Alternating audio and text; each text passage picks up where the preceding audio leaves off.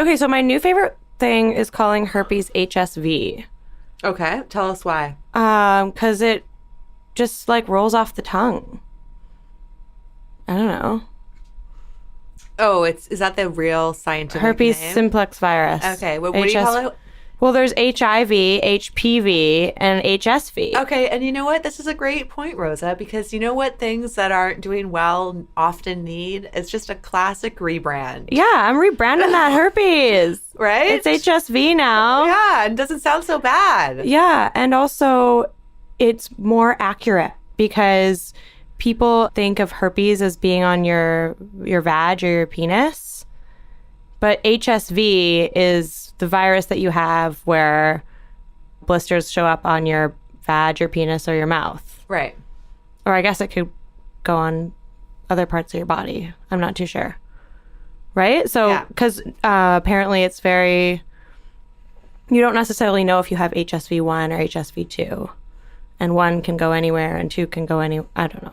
Anyways, this is not an episode to educate you on the science of herpes. No, you can Google that. Because I don't really know it. But we do know that it has a very bad rap. People, I mean, I might not have all the information, but I do know it's not the end of the world. Yeah. But people seem to act like it is. Well, I'll tell you, it feels like the end of the world when you get it.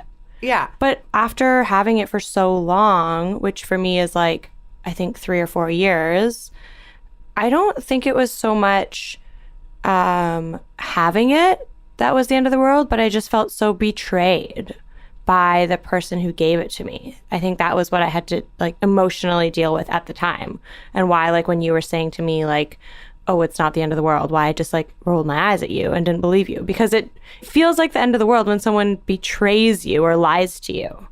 It's just like if I got cheated on. Yeah. And someone's like, it's not the end of the world. Well, it still feels that way, but doesn't feel that way anymore at all. Plus, probably the fear of having to tell other people. That can probably be pretty daunting when you're having a new sexual experience after that.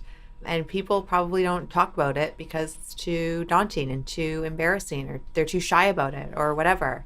Yeah. Well, I don't really know what the reason is that people don't talk about it. I mean, there's obviously a lot of stigma and shame, but I've had sex with, like, I've said this before, like over 40 people, and none of them told me that they had herpes. No one said, I have HSV, and just so you know. So that's part of the problem right there. And have you had to tell any person? Yeah, I tell everyone. Yeah, obviously. You tell the whole world now. Everyone should know by now. One thing that did happen a few years ago, and this is before I had any symptoms. I don't know if it's before I had it, but it's before I had symptoms, because that's a whole thing too that you can look up. Like, you can have it from birth and never have a symptom. So assume you don't have it, but still have it in your body. So a bad sunburn can bring it out on your lips, or stress can bring it out, or whatever it may be. There's a lot of different things. Or, you know, when you go and get work done on your face, they usually give you a Valtrex, or they give you something to sign saying, just so you know, you might have an outbreak even if you've never had one before. Did you notice that, Rhea, when you were getting? Oh, okay. Maybe initially. But you just didn't. You were like, whatever. But yeah, I mean, that's a very interesting perspective, because that brings up a lot of questions for me. Like, if that's the case, if you could go around, I guess you're not passing it unless you're symptomatic. Is that correct? I've been told by different doctors. Apparently the medical community is divided on this, that some doctors think that you can pass it on if you're not symptomatic, and some doctors think that you cannot. So but it's kind of a mystery. Yeah, and all this being said, like, you don't know if you have it, you might have it and not know, all these things. What's the point of telling anyone? Right. So That's there's my that. Next question. Yeah. And so where I was going with this was that I was fucking this one guy. He lived in my building, and I was like, we were pretty into each other, and we were like, had like this, you know, it was very convenient. We could just like go over to each other's houses whenever and fuck. And then one time he was coming back from like Pemberton Music Festival, and I was like, oh, like, how's your weekend? Like, do you want to fuck? And he's like, oh, sorry, I had such a good time partying that I got a cold sore. And I was like, oh, you get cold sores? Like, in my head, I was kind of like, oh, like, maybe he should have told me that I wasn't like indignant. I wasn't mad or anything, but I was like, if you're so comfortable saying during the fact that you get cold sores, then maybe you should have said that you get them before we kissed or shared ice cream. But then, would that give the other person unwarranted stress or worry? You know? Yeah. That's the thing, and it's like, this science is so hokey on this. It's very hokey. What did you change the name to? HSV. So, how, like, for instance, like, how did you know that the guy who gave it to you? I'm not questioning you. I'm just like actually asking for the scenario. Yeah. How did you know that the guy who gave you herpes was the one that gave it to you? I don't know. I don't actually know. I have no idea. So you just assumed because he was the last person. Yeah. I was... And there was no signs, like you never noticed anything physically noticeable at all. On his wiener? On his willy. No.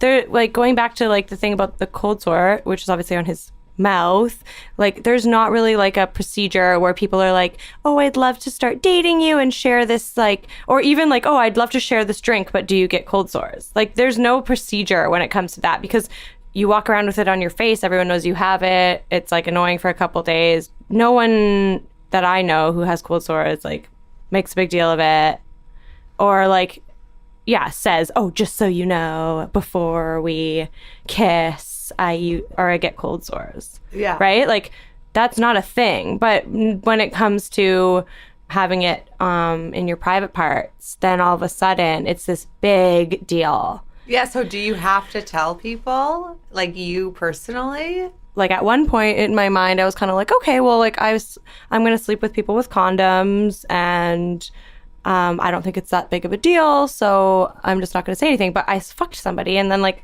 halfway through, we were both really drunk, and the condom came off. And then we were, like, fucking without a condom for a while, right? So then, like, the next time we were going to fuck, I was like, just so you know, I have herpes. After that night where the condom came off and we were still having sex, I felt really bad about it. I felt really guilty and stressed out. Yeah. I like to examine my guilt and my stress when I have it. And part of it is because I'm afraid that someone's going to beat the shit out of me for giving it to them. But that would be crazy, knowing now what we've just learned in the last 10 minutes. No, right? But sure, yeah, that would be insane. Of course. Of course it would be insane if someone beat the shit out of me for whatever reason. Yeah. But, like, it happened to Rihanna. Yeah. And we all know that men beat women all the time. Okay. Right, and like, I've dated angry men. Yeah. That would be my worst fear, I guess. Right. Yeah. And also the betrayal that I talked about earlier. Even if I'm not sleeping with someone that I'm in love with, I don't want to betray them that way. Yeah. So for me personally, I prefer to disclose. And Dan Savage says that disclosure is important, just for many myriad of reasons. I think it's just better for the other person to have the information and make the decision themselves without being put at risk, even if we don't know if it really is a risk or what it is. I think it's better. Yeah, I mean... And also, it's my dream in life to just have everyone feel comfortable to say that. Like, what if every single guy that I fucked had told me if they had it or not? I wonder how many people that would be.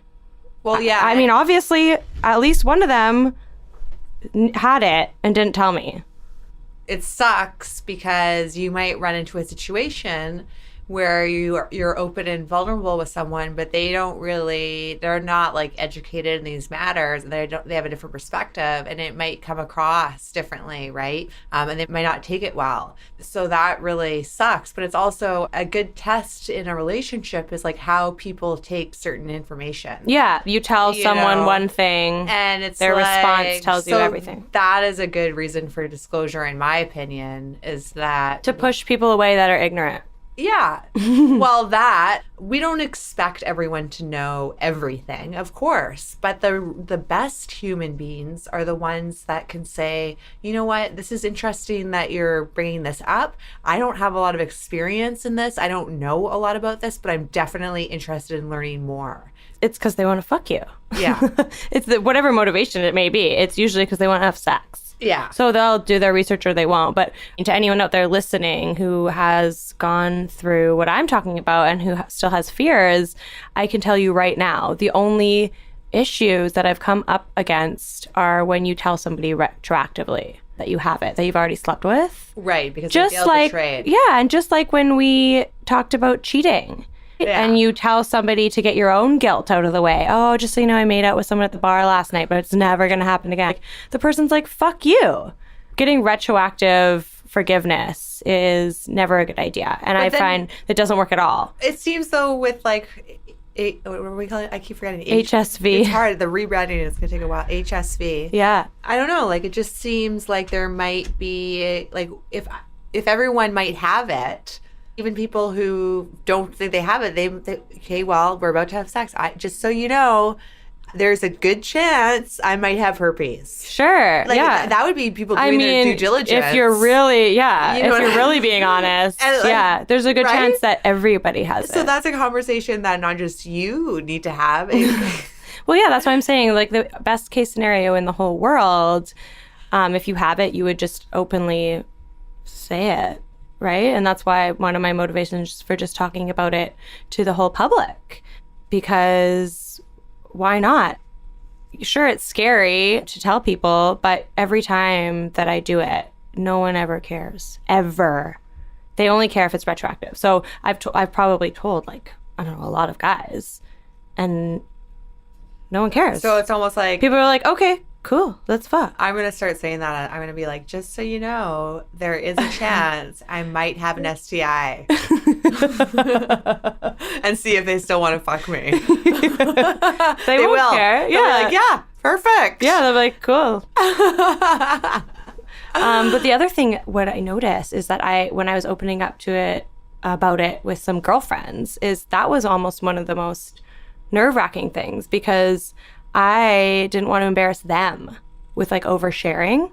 So some of my girlfriends still don't know, because I just feel like they would get embarrassed. Because it is like they might be the ones who are a little bit more like conservative. And I just kind of know that they genuinely think that it's like a shameful, dirty thing. That's right. And that goes back to what we were talking about, being clean and dirty. That's very bad language. Yeah. You know what I mean? It's not a good way of looking at people. Yeah. And there isn't a dirty or a clean.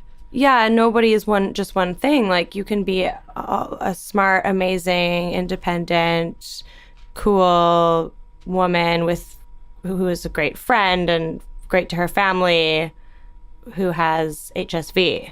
Or you could be an evil person with it. It doesn't come one and the same. Yeah. But yeah, when you get it, when I got it, I had to really like figure out how I was going to come to terms with it, because it ends up being this thing that changes everything. Like, I never really cared to have like one night stands in the past, or just like have very like random sex with people. But now that I feel that it's kind of not possible for me to do because of wanting to disclose, now that's what I want. Now I'm like, oh, I wish I could just like go to a club one night and fuck a guy. But I've heard stories of girls doing that, and then the guy's like, oh, just so you know, like right before he puts it in, he's like, just so you know, I have herpes. Is that okay? So you could just like, you can slip it in before you slip it in. Yeah. You can do whatever you want. Try it. Yeah, I might try it. I mean, I don't know. Yeah, I guess disclosure is best. I mean, I would find that hard, to be honest. Disclosure? Yes, I would probably be the person not disclosing. Okay, what about if someone came to you and you knew you had it, and they came to you and they're like, we've been fucking unprotected, and now I have like this. Well, like, that would be a problem, right? Would you feel bad? Or would you be like, it's not a big deal? Yeah. I have to be honest. I would be. Yeah. I And kind of would be. I would be like, you know what? Knowing what I know, I just find it annoying when people get dramatic about HSV. sure. But you can't deny your feelings. Like, I did have a lot of feelings about it. And it is because it was wrapped into a relationship where someone had betrayed me. Mm-hmm. I don't know if he gave it to me, but at the time, it was a very dramatic relationship. We were drinking a lot, and he was sleeping with other people. Like, he was cheating on me. So it was like I was going through a lot. Yeah. But it helped, actually, to have you say it's not a big deal and to just maintain that opinion the whole time. Yeah. Right? A lot of friends might be like, oh my God, like going along with how you feel and not keeping your own stance. But it helps when you have a friend who's there for you, but also just consistently tells you something, the same message. It's not a big deal. Yeah. Yeah. And I hope that's the message that everyone hears today, whether they have HSV or not. Yeah. It's really important. Like, and I've said this before when we talked to the women from getcheckedonline.com, which I recommend everyone use. They don't even test. Remember, they don't even test for herpes anymore. No. Okay, to be clear. They will swab an outbreak and test for that if you have symptoms. Right. And they will let you know, yeah, you have it. And you'll be like, I know, it's already gone. However, they will not just, if you go to a clinic and say, or a doctor, or getcheckedonline.com and say, I think I might have it, they'll be like, you probably do. Yeah. And we don't test for it. Yeah, that's right. And so it's like having a cold sore on your penis or vagina, and it's not a fucking big deal. You know what it's also like? It's like having a zit on your face. So not a big deal. Not a big deal. Like, I have zits on my face all the fucking time. It's like if a zit on your face I know. actually was a virus and you could give zits to people. They'd be like, that's fine. I get zits all the time. The giant story that surrounds it and the shame that has been embedded is what is the big deal. And so, like, if you can, like, intellectualize the fact that that's all made up, then it really helps to just get your head right around dealing with it. And also, the best thing you can do, by the sounds of it, is deal with the facts, okay? The facts, what we know to be true is that HSV outbreaks happen when you're stressed out. Okay, well, try and work on eliminating your stress. That's a positive step in the right direction. Yeah, it actually does have a lot of silver linings, like what you're saying. A lot of people that I've talked to who have it, they're like, yeah, like I cut out coffee because I noticed that it made me more symptomatic over the years. They notice that when they work out and when they're continuously eating well, that they don't have symptoms. Exactly. How positive is that? Yeah, so you should be focusing on those things. And you may become completely asymptomatic over time. Mm-hmm. I think that when you focus on negativity and shame, it does not improve your life. And it perpetuates itself. Exactly. Because the negativity and the shame will cause symptoms, which will then, your brain will give you I was right about all this negativity and shame because look how gross you are. It's like a negative feedback loop that will start to happen. Yeah, we say this a lot, or you say it. I just repeat it. Is that you have to change the way that you talk about things or the story that you tell yourself. So you can even change, like, I like changing specific words. Okay. So, like, when you're talking about something in a negative light, it's important that you assess that because that's the opposite of manifestation. So it's not going to get you where you want to go. So, like, if you're having a new relationship and you have herpes and you want to have a conversation about it, you can say, instead of saying, oh, you know, I got herpes and what a big bummer that was, and I was so depressed about it, and it really, you know, whatever. You could say, you know what, I got herpes, but since I got it, I was really able to examine my health, and I made a lot of really great improvements. Mm-hmm. Actually, I've noticed not a lot of big difference to my life, or, you know, it's not as bad as I thought it was going to be. And you can just change even the words that you use to describe it, and that helps perpetuate a better brand. Yeah, that's a really good point. Like, just highlight some of the positive facts. But you know what's funny in my experience is that, like, guys don't even want to hear that. They don't even care. That. They're just like, we're at the point where we want to fuck, and I'm like, oh, just so you know, I have herpes. Is that a deal breaker for you? Is that okay? And they're like, yeah, it's fine. But I mean, they're not like, okay, so like, what are some of the positive impacts this has had on your life? Do you want to talk about it more? Like, obviously, like over the years, like I've gotten a lot more practical and matter of fact because I've had the chance to trial and error with people of like the best way that for me to feel comfortable disclosing that information. But yeah, it's always fine. And you can... I can't stress that enough. But you could also do that when you're talking to your friends, right? Like not even just a sexual partner. If you're nervous about telling your friends or you even want to talk about it and you're worried they might have negative feelings about it, people need to talk about it in a more positive light. And I think that a lot of the times, and we've talked about this before, you know, people in pop culture, there's a lot of really negative jokes about herpes. Yeah, but I think they're funny. Now I think they're funny. Yeah, because at first you didn't think it was very funny. And no, I agree. It would upset me because it was just like so glaring. And the reason I also have so much empathy for the other people. For me, it's obviously not a big deal. I'm talking about it on a podcast. I like to talk about it. I like to inform people of my feelings and my opinions. But I feel badly if people are secretly feeling shame about it. And I feel badly for all the people who fucked me in the past who didn't feel comfortable telling me and disclosing to me, right? Yeah. And those people, it's going to be so in your face when you hear, like, there's a million movies that joke about it and stuff, right? Yeah. And I honestly think there used to be like an STD like ad on TV where it was like a guy giving a girl a gift. I don't know. But it was like, don't get the wrong gift this Christmas. Wrap it up or something. Oh my God. Yeah. Anyways, so I at first was, it was hard for me just because of shame, and then also hard for me because I felt empathy for other people who felt that shame that I had felt in the past. And now I just think it's funny. But one of the things in pop culture that I still don't find funny, the small penis jokes. Yeah, that's not funny. That's just got to stop. Yeah. We're going to do a whole another episode. Right? So yeah, I kind of put those two together because again, like it's jokes that like really hit home with people who are keeping secrets. That's right. And about something so personal. The worst thing in that case is like something that makes a person want to keep the secret even more. Yeah, right? yeah, the exactly. joke is good if it makes it easy and light to talk about and be like, ha, funny enough, I have it too. Yeah. But if the joke, it could go either way, so you have to be cautious. Yeah, like it's not going to make a guy be like, well, I got a small dick. Yeah, right? Exactly. Or it's not going to make me necessarily want to be like, I have it, so whatever. Yeah. I mean, that I would be the number one candidate to say I have it, but I wish... I'm going to start saying, I probably have it. Yeah.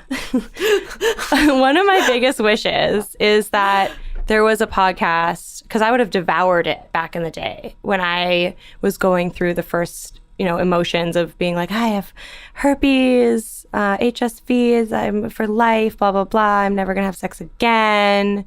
There's all these really negative emotions that I went through. And I wish that I had somebody who openly discussed it in public to just be like, you're where you are right now. You're going to get to where I am eventually, and you're going to be fine with it. Yeah, like if Justin Bieber came out and said I had herpes, that would be really great for the world because he probably does. Yeah, he probably does. He probably literally does. Like we probably found a photo of him with herpes. Yeah. Well, nowadays, what I love actually is when I see like TV shows, like reality shows, where people have HSV on their mouth. Yeah, and then it's not covered up. Yeah. That's great. I think that's awesome because that again is the first step. Like once you realize that that's the exact same thing. We need more visibility. Sure, yeah. Well, it made me feel like if I rarely do, but if I were to have symptoms, right? If I got HSV symptoms on my vagina, if I had an outbreak, as they say, no one would know because I'm walking around with fucking pants on. Yeah. Okay, so the real brave people are the ones with it on their face. I know. They're walking. They still have to go to work and do their jobs, and they're just like, yeah, here it is. So when I Mary Kondo, one of the episodes was this awesome mom, and I guess the week they were filming, she got one, and I'm sure that she was probably like, fuck, I got a cold sore, and they were like, too bad, we got to film, and then it just made me so happy to see see her on camera anyways. Yeah. It's crazy though, because recently somebody made a herpes joke that doesn't know that I have it, and we were laughing, and I was like, well, you probably have it. And he was like, what do you mean? I was like, well, your girlfriend has a cold sore on her mouth right now. You have got it in your blood. Like, I promise you this. And he's like, oh, yeah, I've had cold sores on my mouth since I was a kid. And then I was like, okay, so you do have it then. I mean, we have all these different names. We have cold sore, we have herpes, we have outbreak, we have HSV. Yeah. It's all the same, right? So I think could be on your face or your genitals. So I think that's really good to keep in mind, especially if you're listening and you think that those are two different things. Yeah, totally. All I need is that woman at the fucking disease control to tell me they don't test for it. Yeah. I believe That's all the fucking scientists. Yeah. Okay? That's all the information I need. Yeah. I don't need to know any more details. I get tested every 3 months, and there's very in depth. You can get swabs, blah, blah, blah. But, I think for the average person, that basic test, that's all I need, Yeah, well, you want to maintain your health and you want to know what's going on with your body. That's the number one. And that's why you should get tested, especially for the STDs like gonorrhea and I don't even know chlamydia. What STDs I'm worried about getting anymore. I mean, chlamydia can cause serious complications for women. You could end up with needing a hysterectomy if you got PID, which is pelvic inflammatory disease, which is what non-symptomatic or symptomatic chlamydia will do if it's left untreated in a woman. It's very similar to how I got gonorrhea. Obviously, the guy had no symptoms who gave it to me, and I got it in my throat. But that put me out for 10 days. That's the I mean, thing. you can listen to that episode too. Yeah. Yeah. It's time out of your life is what it is. It's like getting a really bad flu, and it's going to put you out for a while. Yeah. Whereas HSV, that's not the case. Yeah. Yeah. You could still go to work. Yeah, you can do whatever you want. Yeah. It's like a tampon ad. You can fucking play volleyball. You can go swimming. You can run through a field. You can be a badass CEO lady. But yeah, I just wanted to do this because I wanted the people that are keeping it a secret to just maybe tell one person. Mm-hmm. Because you're keeping yourself in a box of shame. Yeah, I mean, I don't believe in secrets so much. Well, there are some secrets that can be exciting, yeah, that's right? True. And there's a time and the place for secrets even. But for me, shame can really be damaging. 4 years ago, I would have loved to hear somebody just so openly be able to talk about it. Yeah, exactly. Especially if it's preventing you. The worst is if you're so stressed out about it. Well, that would be a problematic too, because if you're stressed out about it, you might be increasing your chance for an outbreak. But if you're stressed out about it, it may prevent you from having a relationship. Yeah. Or putting yourself out there. Yeah. And that sucks. Why? You know what I mean? For nothing. Yeah. Right? Just because you haven't fully understood how... Not a big deal it is. That's right. Right? Yeah. Yeah, well, and hopefully you have someone in your life like Rhea who can just roll their eyes at you and be like, it's not a big deal. And you know what's funny too is that everyone has a friend. I'll be like, oh, I have HSV. And then someone will be like, oh, my friend has that. And she blah, blah, blah, blah, blah, blah, blah. Yeah. It's you never get their name, but they're out there.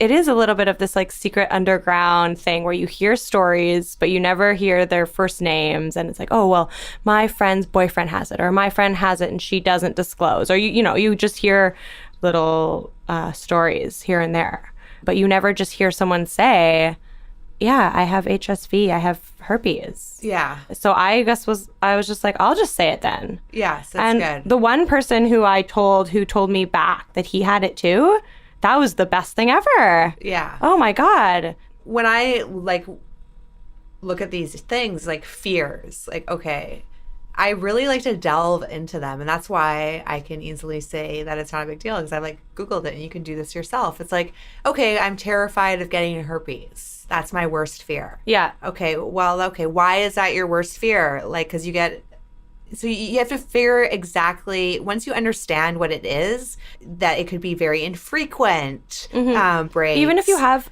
it frequently, though. Like, even if you have the worst case scenario, like, what is you the- still exactly. shouldn't be ashamed. Exactly. You're still worthy of love. You're still an amazing human being, maybe, right? If you were before and then all of a sudden you got HSV and now you're having a million outbreaks, that's okay. You're still the person that you were, whatever that may be, right? Yeah. So your life is still going to go on. Yeah, you're going to be fine. And I think that's honestly the best question. Like, why am I so afraid? Yeah. Why? Yeah. And then like, okay, well, now, and it might be different. Like you might say, well, I'm really afraid now that I have to tell my new partners that I have this. Okay. Well, we just gave you some tips right there, like speak more positively about it. The first step is educating yourself. So you really can tell people it's not a fucking big deal. Yeah. And let them educate themselves too. That's the thing. But yeah, also it's like, okay, so I'm afraid to tell my new partners. Well, why are you afraid? I'm afraid of rejection. Okay, well, you could get rejected either way, whether you have it or not. And if somebody rejects you for that, we don't want them for your anyways. open vulnerability, then you don't want them anyways. Yeah. I mean, we're so like debunking all your fears right now. And we're just like your hype team. Yeah. Rhea and I. So yeah, I would love to hear from anybody anonymously, not anonymously, who wants to talk about their own experiences, because it's like a coming out story. You kind of have to like just come to terms with it and share it with your loved ones. Yeah, and also you can be specific. Let's really talk about shit like, are you getting a lot of outbreaks? Like, how much is it affecting your sex life? Are you having a hard time talking to your partners about it? Do you tell your partners, or do you choose not to? Yeah. These are all because everyone has their own ethics. Whereas you can get into a lot of trouble being HIV positive and not disclosing. It's not like illegal to not disclose if you have HSV. You can do whatever you want, but you have to be the one. You have to feel comfortable with it, and you have to come to terms with it. Yeah, and everyone has to assess the risk differently. Honestly, in my opinion, the risk of HSV is fair. Like, not the risk of getting it, because we all have it, but the risk of it actually being something super, super negative is low. It's not going to kill you. And also, I just had one last thought, because, we're calling it HIV, HSV, HPV. So when it comes to HPV, it came about in a way that it actually has no shame. There is no shame around HPV. So HPV is a virus that can either cause genital warts or cervical cancer. But the jokes that comedians say about HPV, like, for example, Ali Wong, she says everybody's got it. I would say there's almost zero shame surrounded by HPV. Does everyone have HPV too? Everyone has it, like 80% of the population. Why are we worried about getting HPV? Because it might cause cancer? Well, yeah, you just have to have an awareness of the fact that you, like, that's why you go and get a pap test. And if your cells are irregular, it's because you have HPV, and you need to it'll either heal on its own, hopefully, if you're young, or you need to get those cells removed if you're older. As far as like disclosing HPV, that has never come up to, even as like a conversation in my life. Yeah. Because apparently everybody has it. But if maybe we can just like accept that it's like HSV, herpes, is so rampant just the same, then maybe it'll dampen the shame a little. Yeah, I think that's a big part of it, is like, you probably have it, okay? Yeah. So if you probably have something, then you should treat other people with compassion that you would want to receive. Yeah. If you were symptomatic and you're lucky enough not to be, perhaps. So people should be compassionate. And if someone tells you that they have HSV, someone tells you that they have HSV, try and not be a jerk about it. Yeah, and you can choose not to sleep with them. You can be like, listen, I thought about it. It's not for me. But Google it first. Oh, okay? yeah. Like, do some research, okay? Because, like, you can probably still sleep with them and it's going to be fine. In fact, I can almost guarantee it. Yeah. Well, I mean, we're not medical professionals, but we are experienced. Cool. Well, thanks for listening as always. Get at us at rosaandrhea.com. Or DM me personally, Rosa Borkowitz, if you have any questions about having HSV. Or if you just want someone to tell you it's not a big deal, at Rhea BS will shoot you a quick eye roll if you want to tell her about your HSV. I will not care. But send me a message and then you'll be like, oh, okay. Here's a great person who doesn't give a fuck. Because not a big deal. That's not a big deal. Have a nice day. Thanks for listening.